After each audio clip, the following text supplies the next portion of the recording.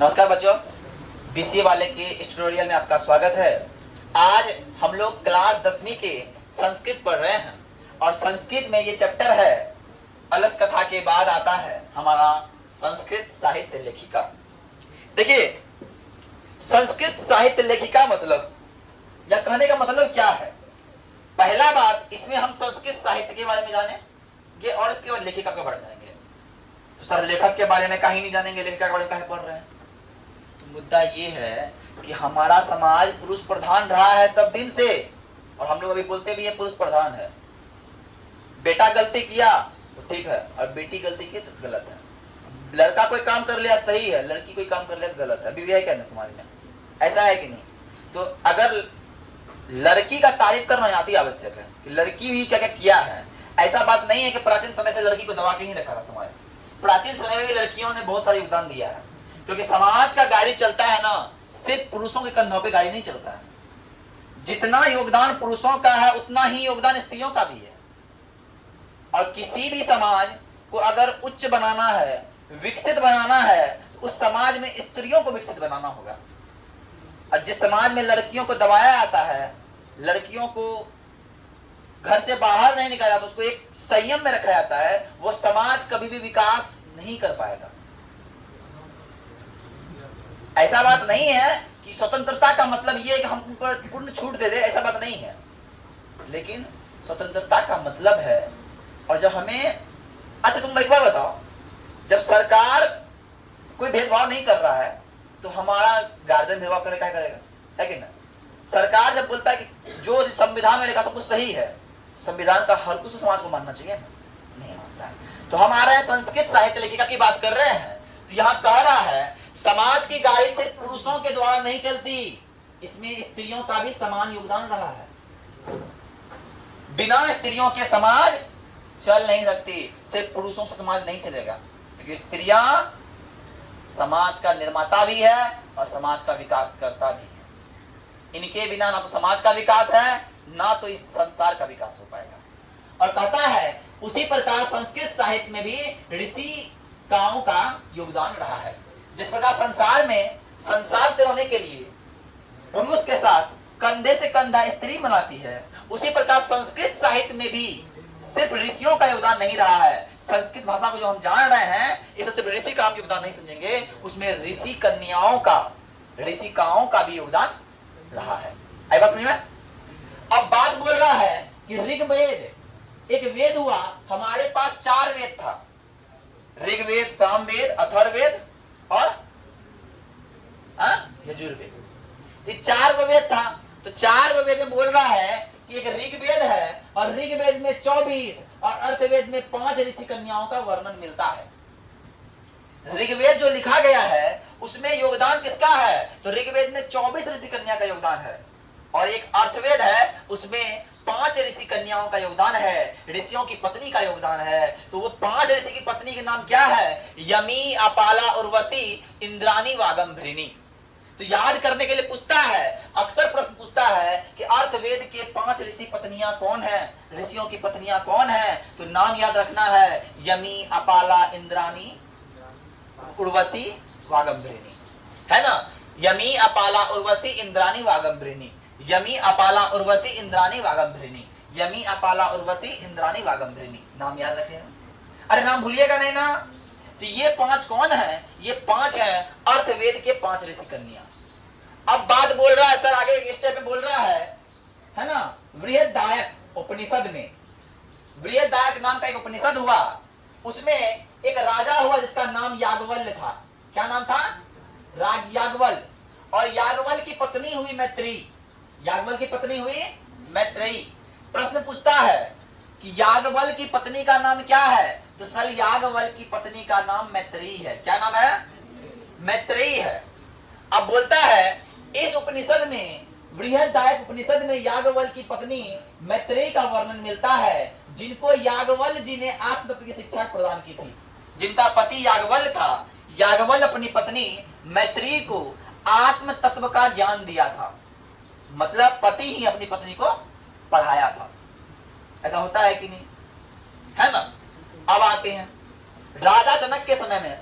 जनक को कौन जानता है, राजा जनक को आप लोग जानते हैं, तो सुनिए, राजा जनक मिथिला के राजा हुए। वो माता सीता का पिताजी था। हमारे जो राम के हमारे जो आराध्य राम हैं, उनकी पत्नी सीता उनके पिताजी थे। कौन? जनक जी। उनके सभा में एक स्त्री शास्त्रकारा थी जिसका नाम गार्गी था। जिसका नाम क्या था? गार्गी था। ये बहुत बड़ी विद्वेषी थी। राजा के दरबार में कौन बैठेगा? जो विद्वान होगा, विद्वेषी होगी। प्रधानमंत्री का अगल बगल में कौन सा बैठा था? जो पढ़ा लिखा था वैसे वही बैठा रहेगा जी। सबको बैठा देगा? नहीं बैठाएगा सबको। उसके लिए बहुत IAS ऑफिसर बैठा रहता है। काहे? वो बहुत पढ़ा रहता है। ऐसा रहता है खाली पुरुष IAS रहता है, महिला IAS रहता है, महिला IAS रहता है। तो वही राजा जनक के समय में जो एक बहुत शास्त्र कुशल थी, वो थी हमारी गार्गी जी। वो इतनी, वो जो ज्ञान का जो जहां से विकास ज्ञान के बारे में बोल रहा है, तो ज्ञान में सिर्फ पुरुष का योगदान नहीं रहा है, स्त्री का रहा है। इसलिए राजा जनक समय में अगर कोई स्त्री का वर्णन मिलता है तो वो गार्गी का वर्णन मिलता है। अब लौकिक संस्कृत साहित्य की बात करते हैं तो कहता है कि लौकिक संस्कृत साहित्य में प्राय 40 कवियत्रियों का 150 पद लिखा हुआ है। एक लौकिक संस्कृत साहित्य है, उसमें 40 कवियत्रियों द्वारा 150 पद लिखा गया है। 150 पद लिखा गया है। कहां पे? तो लौकिक संस्कृत साहित्य में। उनमें से प्रथम थी एक रानी, एक लेखिका जिसका नाम हुआ विजयांका। इसका नाम हुआ विजयांका। क्या नाम हुआ? विजयांका। तो इसका वर्ण कैसा था? इसका वर्ण श्याम वर्ण का था। थोड़ा गोरी नहीं थी, सुंदर नहीं थी, थोड़ा सांवली थी, इसको श्याम वर्ण कहते हैं। अब एक क्वेश्चन आता है कि विजयांका का वर्ण कैसा था? विजयांका का वर्ण श्याम वर्ण था। आज तुम बताओ यहां से आप, विजयांका को लोग क्यों जानता है? उसका रंग के लिए जानता है? नहीं, विजयांका को लोग इसलिए जानता है क्योंकि वो संस्कृत साहित्य लिखने के लिए एक विद्वांसी थी, ज्ञानविद थी। उनमें ज्ञान का संचार था, इसलिए वो श्याम वर्ण के होने के बाद भी उनके श्याम वर्ण को लोग करिया नहीं बोला। हमें लोग नहीं बोला काला है देखने में, लोग बोला श्याम वर्ण है। हमारे श्याम जी के नाम से उसको अनुग्रहित किया गया। काहे? क्योंकि उसके पास ज्ञान था। उसी प्रकार अगर काला भी हो ना, अगर उस पर ज्ञान हो जाए, सफल हो जाए, तो लोग उसके क्या बोलते हैं, कुरूपता को भी एक अच्छी तरह प्रेजेंटेशन देगा। बात समझना। अगर तुम कितना सुंदर हो, अगर तुम समाज में एक अलग स्थान नहीं रखते हो, तो तुम्हारा ब्यूटी को भी लोग अच्छी तरह संबोधित नहीं करेगा। तो मेटर कभी नहीं करता ये फेस प्रोफाइल, नेचर फाइल जो बहुत इंपॉर्टेंट है ना। तो बात समझ में आ रही है? तो क्या बात कर रहे हैं? विजयांका का वर्ण कैसा था? भैया विजयांका का वर्ण श्याम वर्ण का था। अब बोलता है कि अनेक विद्वानों का मानना क्या है? अनेक विद्वान बोलता है कि जो विजयांका है ना, ये विजयांका ये कौन है? ये चालुक्य वंश के राजा हुए चंद्रादित्य। अनेक विद्वान बोलते हैं कि जो प्रथम है लौकिक संस्कृत साहित्य में हमारी विजयांका, जिसका वर्ण श्याम है, उसके बारे में बोलता है कि चालुक्य वंश का एक राजा हुआ जिसका नाम चंद्रादित्य था। कौन वंश का? चालुक्य वंश का राजा कौन था? तो चंद्र आदित्य था। क्वेश्चन आता है चालुक्य वंश के राजा कौन? तो चंद्र आदित्य। और चंद्र आदित्य की पत्नी विजय भट्टारिका को ही विजयांका नाम से जानते हैं। क्या क्यों? विजय भट्टारिका ही विजयांका है। अगर कोई पूछे कि विजयांका का नाम क्या है, तो विजयांका का नाम विजय भट्टारिका भी है। विजयांका का नाम विजय भट्टारिका भी है। कोई दिक्कत, कोई प्रॉब्लम? अब आते हैं आगे। अब बोल रहा है दक्षिण भारत की कुछ कवियत्री हुई। हमारा दक्षिण भारत समझती है ना, ये वाला भाग दक्षिण भारत, हिमालय के बगल में तो ज्ञान का बहुत तरह विस्तार हो चुका था। तो दक्षिण भारत के बारे में वर्णन कर रहा है। भैया दक्षिण भारत की कुछ कवियत्री भी मुख्य प्रमुख है। उसमें शीला भट्टारिका है, देव कुमारिका है, राम भद्रांबा है। ये सब कहाँ की है कवित्री? ये सब दक्षिण भारत की कवित्री है। तो कहता है इनमें से कौन दक्षिण भारत की कवित्री नहीं है? तो तीनों का नाम दे देगा, और दे देगा किसका?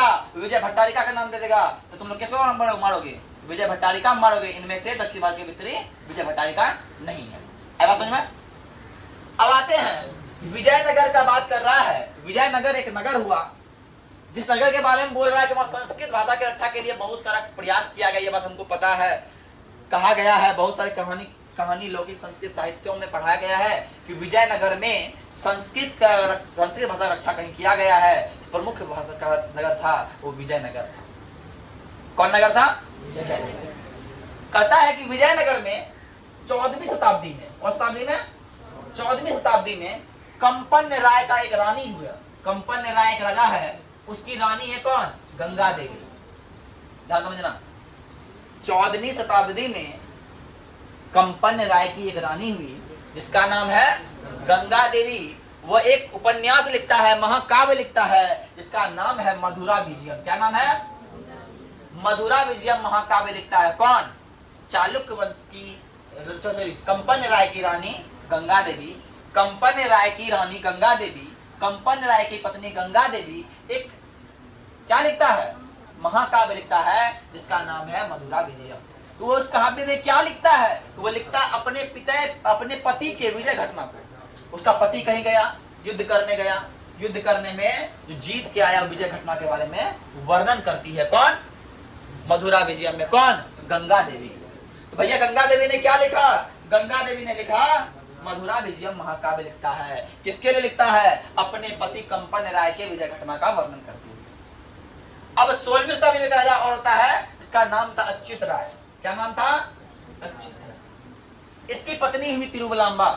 देखो, पति के नाम से संपूर्ण आज महिला अगर उसके बारे में जानकारी मिल रहा है तो इससे प्राउड किसका फील हो रहा है? अच्युत राय को भी पढ़ रहे हैं। किसके कारण हम पढ़ रहे हैं? इस तिरुवलांबा के कारण पढ़ रहे हैं।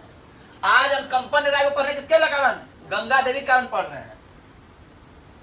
ऐसा नहीं है कि हर समय पुरुषों को प्रधानता दिया जाए, समाज में स्त्रियों को भी प्रधानता देना चाहिए। किसी भी हो सकता है कि किसी बाप का जो है ना सर जो है उसको जाना जाए, उसकी पुत्रियों के नाम से जाना जाए। हमेशा पुत्र के नाम से जाना आवश्यक नहीं है। कोई पुत्री ऐसी कर, कोई आईएएस बन गया,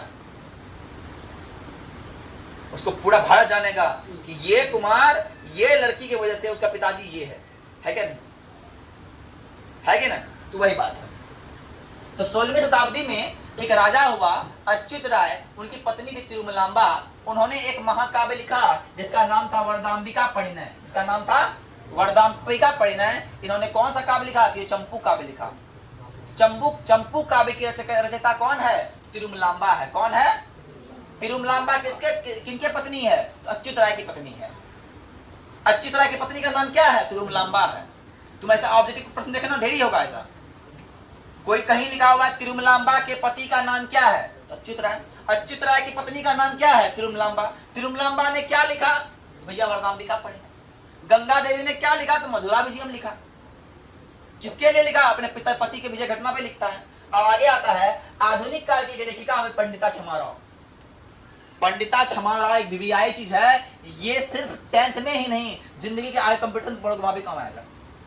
पंडिता क्षमाराव को भूलना नहीं है। तो आधुनिक समय की जो लेखिका है उनमें से कौन है? पंडिता क्षमाराव है, जिसने अपने पिता शंकर पांडुरंग, इसके पिता हुए कौन? शंकर पांडुरंग। अपने पिता शंकर पांडुरंग के जीवन चरित्र को लिखता है शंकर चरित्रम। क्या लिखता है? शंकर चरितम। अपने पिता शंकर पांडुरंग की जीवन कथा को लिखता है शंकर चरितम। उसको लिखता है कौन है? तो पंडिता क्षमाराव लिखता है। आधुनिक काल की कवि कौन है? आधुनिक काल के लेखिका कौन है? तो पंडिता क्षमाराव है सर। पंडिता क्षमाराव को आधुनिक काल की हम लेखिका कहेंगे। बात क्लियर? अब इन्होंने क्या किया? पंडिता क्षमाराव हमारे गांधी जी से बहुत प्रभावित हुई। हमारे गांधी जी से बहुत प्रभावित हुई। तो उससे प्रभावित होकर वो लिखता है सत्याग्रह गीता। क्या लिखती है? सत्याग्रह गीता। मीरा लहड़ी, विचित्र परिधात्रा और ग्राम ज्योति नामक काव्य सब लिखती है। कौन? हमारी पंडिता क्षमाराव जी। हमारे प्रधान जब हमारे महात्मा गांधी जी को देखता है तो देख के बहुत प्रभावित होता है और प्रभावित होकर लिख देता है। बात क्लियर? अब अंत बात है कि वर्तमान समय की कुछ लेखिका है जो अभी प्रेजेंट में उपस्थित है। आधुनिक काल तो समझ में आ गया। जो वर्तमान समय में उपस्थित है उसमें पुष्पा दीक्षित। कौन है? पुष्पा दीक्षित, वनमाला भवालकर, है ना, मिथिलेश कुमारी मिश्र आदि। इतनी जो है वर्तमान समय की लेखिका है। कौन है? पुष्पा दीक्षित, वनमाला भवालकर, मिथिलेश कुमारी मिश्र। आया समझ में? चैप्टर यहाँ हो गया खत्म। इससे बहुत सारे क्वेश्चन बनेगा, आप लोग बनाने का प्रयास कीजिएगा और देखिएगा। तो हम बात कर रहे थे, अभी तुमको बता रहे थे, एक 3 इडियट मूवी के बारे में बता रहे थे ना। 3 इडियट मूवी में क्या होता है, एक मिलीमीटर होता है। कौन सा मिलीमीटर? अब बता, तुम्हें अगर ज्ञान चाहिए, कहीं ज्ञान मिलता है, बैठ के ले लो आप। तो उसमें क्या बोलता है, हीरो बताता है, जो नायक होता है, फिल्म का नायक है, कौन है, हमारे आमिर खान जी हैं। तो उसका नाम है रणछोड़ दास चमल दास चाचर, जो कि रियल नाम नहीं है, छोटू है उसका नाम, और बाद में फुलचुक मांगरू बनता है, ठीक है ना। और उसका रियल स्टोरी पे मूवी है। तो उसमें क्या होता है, जब वो लड़का को बोलता है कि तुम जाओ स्कूल जाओ, क्या काम कर रहा है, उसका काम था इस्त्री करने का, कपड़ा धोने का काम था। बोला काहे करता है, बोला कि पैसा नहीं तब ना हम कम करते हैं। तो वो क्या करता है, अपना जेब से यूनिफॉर्म पैसा देता है उसको, बोले जाओ स्कूल में, स्कूल का फी क्यों भरेगा, बोलता फी भरने की क्या जरूरत है, यूनिफॉर्म पहनो, जाके स्कूल में बैठ जाओ। पकड़ा गए, यूनिफॉर्म चेंज, स्कूल चेंज। अरे कहीं पर यार ज्ञान तो मिल ही रहा है, ऐसा है ज्ञान नहीं मिलेगा, बैठ जाओ, है ना। तो ऐसा कहानी, ऐसा कहा था उसमें। ऐसे हम बोल रहे तुम लोग अगर कहीं पढ़ा कोई रहा है, फ्री ऑफ कॉस्ट ज्ञान दे रहा है, तो जरूर चले जाओ, क्या दिक्कत। कोई बोल रहा है फ्री ऑफ कॉस्ट पढ़ा रहे हैं आप, हाँ, बस ज्ञान सही होना चाहिए, ठीक है ना। तो आज के लिए हम लोग इतना ही रहते हैं। जय हिंद, जय भारत, है ना, ठीक है। आज शोभा का बर्थडे है, तो शोभा को जन्मदिन की ढेर सारी शुभकामनाएं, बधाई, है ना। आप लोग भी बोल दीजिए इसको जन्मदिन की सारी शुभकामनाएं दे दो। हाँ।